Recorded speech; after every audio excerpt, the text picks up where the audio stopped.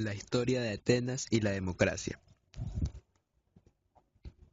Atenas está situada en el centro de una península del Mediterráneo, que Cleístenes conocía como Hélade, ahora llamada Grecia.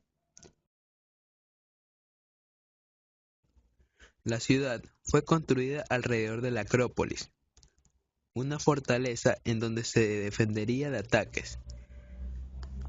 En las calles estaban situadas las casas de agricultores y granjeros. Los hombres pasaban la mayoría del día en el campo o en oficios básicos, y las mujeres pasaban en casa, cocinando, cosiendo y tejiendo. Ellos no sabían lo que era ni escritura ni lectura, por lo tanto, no sabían lo que era ni ciencia ni medicina. Esta no era una sociedad de iguales. Los atenienses comunes vivían bajo el yugo de aristócratas, hombres como el padre de Cleístenes.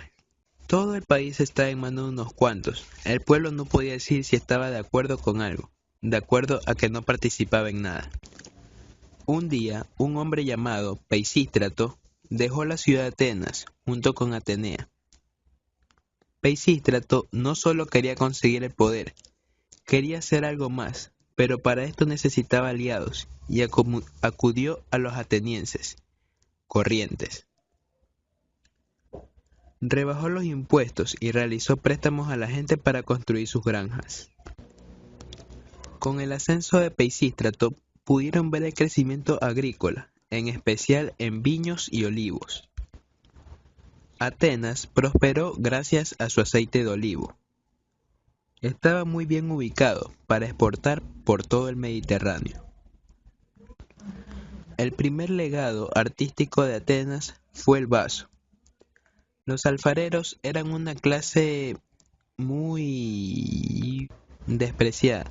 Nadie quería estar en su lugar. Los alfareros empezaron a crear un nuevo estilo de pintura. Era un estilo fresco, el cual crearía revolución hasta nuestros tiempos. El legado de Peisístrato no iba a ser eterno, y en el año de 527 murió. Hispia, su hijo, quedó en el mandato. Al principio gobernó con mano suave como su padre, pero luego despojó a los atenienses de la libertad que habían ganado con Peisístrato. Cleístenes decidió derribar a Hispias, creando un complot. Ellos encontraron a Hispias en su fortaleza y lo desaparecieron de Atenas para siempre. En el año 510 a.C., Cleístenes se convirtió en una de las figuras más poderosas de Atenas. Muchos estaban en contra de Cleístenes. Uno de ellos era Iságoras, un aristócrata ateniense, que junto con los espartanos dio un golpe de estado y tomó el control de Atenas. Los espartanos expulsaron a varias familias, junto con ellas la de Cleístenes.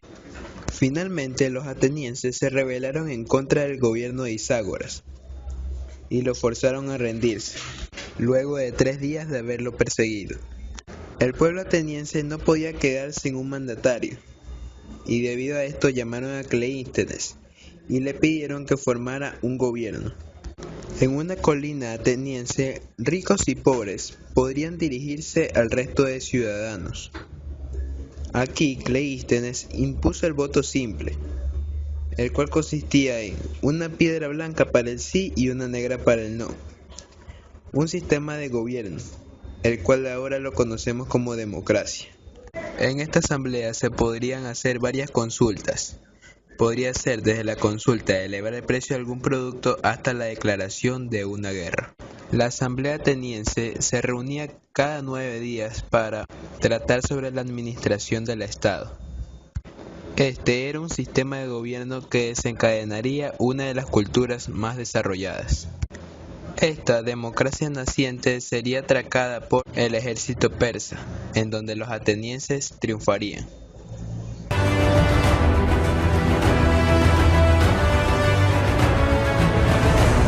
La vida, la consideración del hombre como medida de todas las cosas, el amor a la belleza, un elevado sentido estético, y la democracia, como sistema político, son valores espirituales presentes en nuestro mundo. Jenofonte dirá en el siglo IV: opino que es justo favorecer al pueblo en general en detrimento de los nobles y los ricos, porque es el pueblo quien, al dar los hombres para la marina y el comercio, constituye la fuerza de Atenas. En consecuencia, justo es que participe de los cargos que dependen de una elección. Estos valores, sin duda una deuda reconocible con el mundo griego, no surgen de manera repentina, sino que son el fruto de evolución de casi 3000 años. El siglo V, tras las victorias sobre los persas en las batallas de Maratón y Salamina, significó la etapa de apogeo del mundo griego. Las ciudades eran gobernadas en su mayoría por sistemas democráticos, mientras que la artesanía y el comercio alcanzaron sus más altas cotas. Las poleis encuentran una sede diplomática común, un espacio en el que solventar sus diferencias y conflictos. Esto es especialmente significativo en el caso de Olimpia, donde los Juegos Atléticos y Culturales, celebrados durante 7 días cada 4 años, provocan una tregua militar de obligado cumplimiento para todas las ciudades. Los vencedores, considerados héroes, semidioses, competían en deportes diversos, sabedores de que su éxito les prestigiaba no solo a ellos, sino también a su polis de origen. La filosofía, la astronomía, la geografía o la física se benefician de esta efervescencia cultural. La razón, la lógica, se convierte en el motor del conocimiento y sitúa al ser humano al frente de su propia existencia, pues los sabios griegos consideran que la explicación mágica o religiosa por sí sola no bastan para entender el mundo, la naturaleza y la propia esencia humana. Muchas cosas hay admirables, pero ninguna es más admirable que el hombre, dirá el dramaturgo Sófocles.